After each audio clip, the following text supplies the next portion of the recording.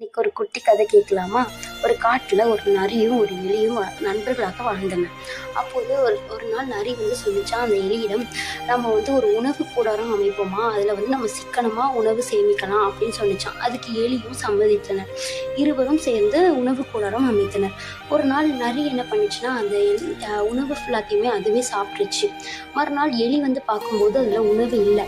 அப்போது எலி கேட்டது, அப்போ உணவு எங்கே போச்சு அப்படின்னு கேட்டது. அப்போ நரி சொன்னிச்சான், பெரிய புலி எடுத்துட்டு போச்சு அப்படின்னு சொல்லிச்சான். ஆனால் எலி அதை கண்டுபிடிச்சிட்டு நரியோட காலடி தடம் தான் அதில் இருக்கு அப்படிங்கிறத. அப்போது நண்பன் நமக்கு துரோகம் செய்துவிட்டான் அப்படின்னு நினச்சிட்டு அந்த இடத்த விட்டு விழுந்துருக்கு.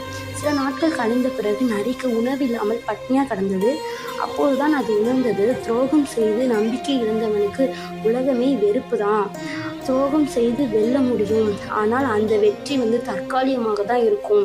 நம்பிக்கை இழந்தவனுக்கு நிலையான இடம் இல்லை அப்படிங்கிறத அந்த நரி உணர்ந்துச்சு.